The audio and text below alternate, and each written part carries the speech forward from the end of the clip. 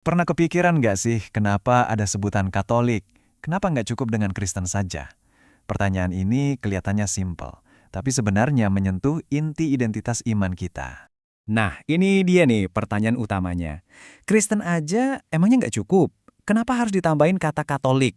Apakah ini cuma bikin perpecahan? Atau jangan-jangan ada cerita panjang dan makna yang dalam di baliknya? Yuk kita bedah bareng-bareng. Oke, untuk menjawab pertanyaan tadi, kita perlu time travel sedikit nih, mundur ke masa lalu. Soalnya, sebutan untuk para pengikut Kristus itu nggak langsung muncul begitu saja, tapi ada evolusinya seiring waktu. Coba deh kita lihat perjalanannya di lini masa ini.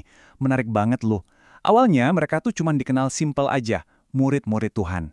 Terus sekitar tahun 40 Masehi, di Antioquia baru deh muncul sebutan Kristen untuk pertama kalinya. Tapi ceritanya nggak berhenti di situ.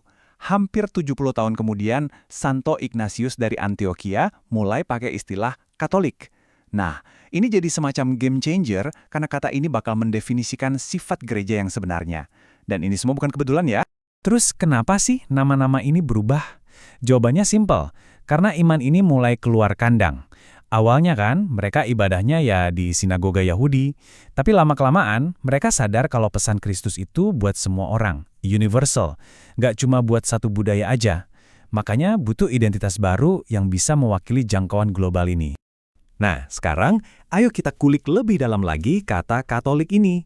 Ini tuh bukan sekedar label loh, tapi sebuah konsep yang akhirnya masuk ke dalam syahadat alias pengakuan iman.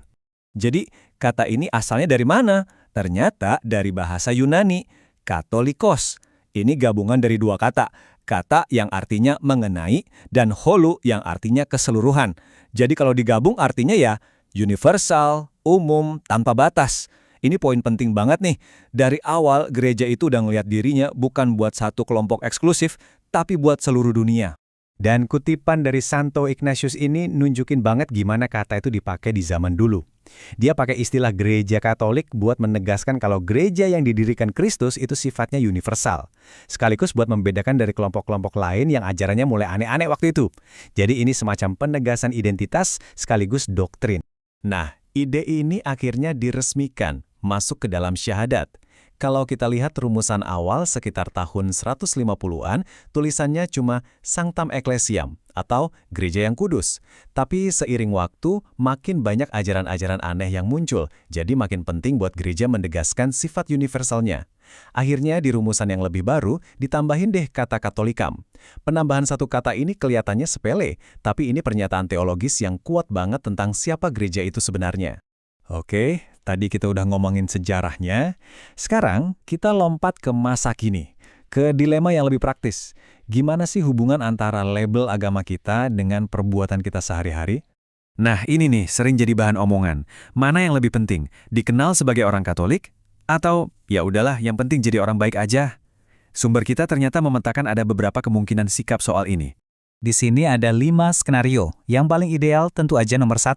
Hidupnya baik, identitasnya juga jelas, klop. Tapi ada juga yang kedua, orang yang berbuat baik tapi nggak mau nonjolin identitasnya. Mungkin biar tulus, nggak pamer. Terus yang ketiga, identitas itu jadi motivasi, jadi pengingat. Aku Katolik, aku harus hidup lebih baik. Nah, tapi ada juga sisi gelapnya. Di nomor 4 dan 5, ini bahaya nih. Identitasnya diakui, mungkin di KTP tertulis Katolik, tapi kelakuannya, wah, nggak nyerminin sama sekali. Atau yang lebih parah, ya cuma label kosong doang, tanpa ada isinya. Dan semua pilihan sikap tadi, itu ujung-ujungnya nyambung ke ayat ini. Iman itu ternyata bukan cuma buat diri sendiri, tapi harus jadi terang lewat perbuatan baik biar orang lain bisa lihat yang pada akhirnya memuliakan Tuhan. Jadi idealnya, identitas dan perbuatan itu ya jalan bareng, nggak bisa dipisahin. Oke, jadi kita sampai di bagian akhir, kita kembali lagi ke makna inti dari kata Katolik itu sendiri. Ternyata ini bukan sekedar nama, tapi sebuah misi, sebuah panggilan. Jadi apa sih intinya? Intinya begini, menjadi Katolik itu sebenarnya adalah sebuah perjuangan seumur hidup. Perjuangan melawan godaan untuk jadi kelompok yang eksklusif, yang tertutup, yang kita-kita aja. Dan sebaliknya, terus-menerus berusaha untuk jadi terbuka buat semua orang, melewati semua batasan yang sering kita buat sendiri. Dan kata-kata dari Rasul Paulus ini, wah ini benar-benar merangkum semuanya. Iman di dalam Kristus itu harusnya meruntuhkan semua tembok pemisah.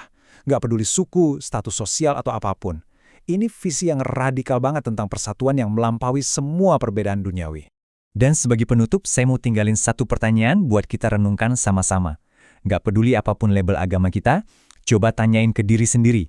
Iman yang kita jalani selama ini, itu lebih sering membangun tembok yang membatasi, atau justru membuka pintu yang membebaskan kita untuk merangkul semua orang. Coba direnungkan. Terima kasih sudah menyimak.